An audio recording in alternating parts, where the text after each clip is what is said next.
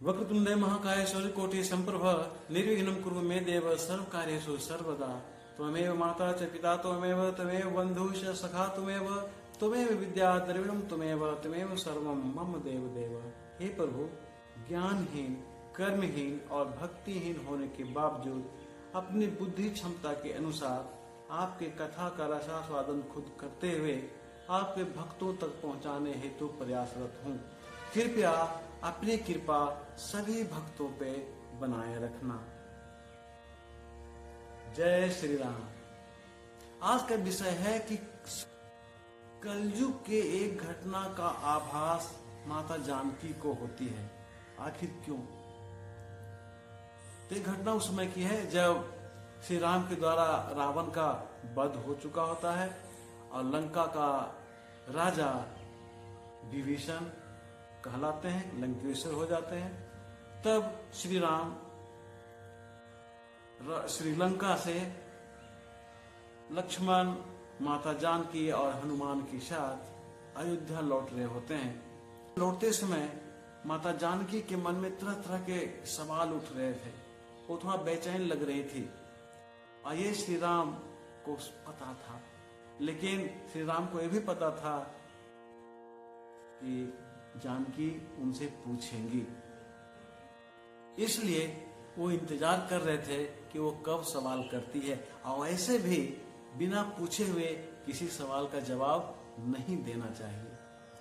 जब आसमान मार्ग से श्री राम, लक्ष्मण, जानकी और हनुमान अयोध्या के लिए लौट रहे थे तो ऊपर से माता जानकी जलाशय को भी देख रही थी, खेत खलिहान को देख रही थी, गड्ढा में भरे पानी को देख रही थी, कुआं वगैरह को देख रही थी। इसे देखकर उनके अंदर और बेचैनी छा जाती है और अंत में जब रहने जाता है तो श्री राम से पूछती हैं कि हे त्रिलोकीनाथ, मेरे मन में एक सवाल है जो बहुत बेचैन किए जा रहा है और वो सवाल एक सपना के कारण है।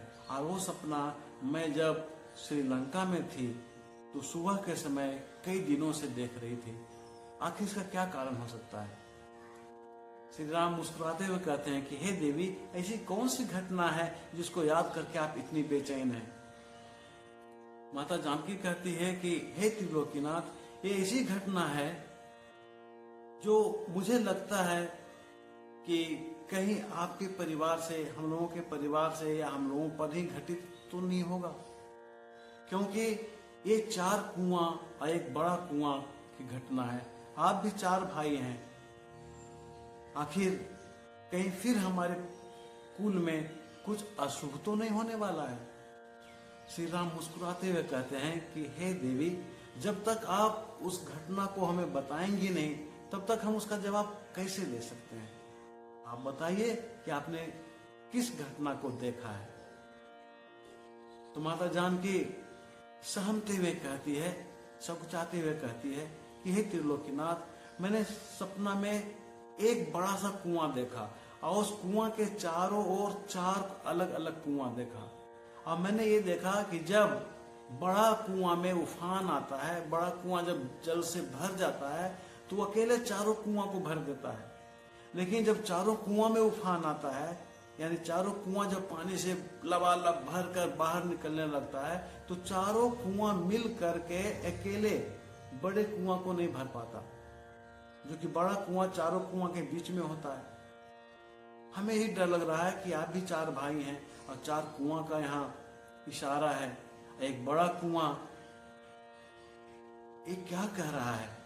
मुझे इसी का भय लग रहा है। कृपया आप हमें बताएं कि कुछ अनहोनी होने वाला तो नहीं है? श्री राम हंसते हुए कहते हैं, नहीं देवी, आप फिजूल की बातों में चिंतित हैं।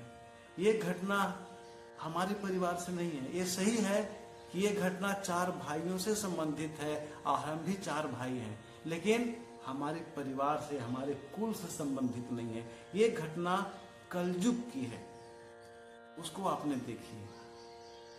माता जानकी और उत्सुक हो जाती है और पूछती है कि हे त्रिलोकीनाथ, तो हमें बताने की कृपा करें कि आखिर ये घटना क्या कहता है।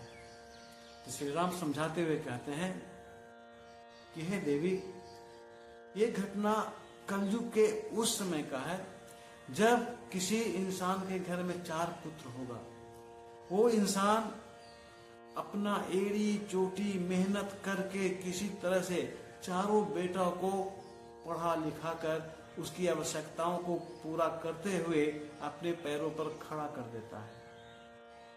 लेकिन जब वो आदमी बूढ़ा हो जाता है और जब उसे अपने चारों पुत्रों की मदद की आवश्यकता होती है, तो चारों पुत्र मिलकर अपने पिता के पेट को नहीं भर पाता है। यही इस घटना में दिखाया गया है। ये सुनकर जानकी और चिंतित हो जाती है कि त्रिलोकीनाथ, आपने ऐसी रचना क्यों किया कि एक कुआं चारों को भर दे और चारों कुआं मिलकर एक कुआं को ना भर पाए। श्री राम मुस्कुराते हुए कहते हैं कि हे देवी, ये मेरी रचना नहीं है, इस समय का प्रभाव है। कलयुग में सब कुछ उल्टा ही होने वाला है। जिसे हम देखकर अपनी आंखों पर विश्वास नहीं कर सकते हैं, जिसे हम सुनने के बाद अपने कानों पर विश्वास नहीं कर सकते हैं, जिसे लोगों के जुबान से हम सुन रहे हैं फिर भी हमें विश्वास नहीं हो पाता है, नहीं हो पाएगा, उसी घटनाओं को हम कलयुग में देखेंगे, सुनेंगे और बोलेंगे भी। उसी की ओर इशारा किया है। आज का विश्राम हम यहीं पर लेंगे, लेकिन अंत में तो बोलना पड़ेगा, आपको पता है। जय श्री राम।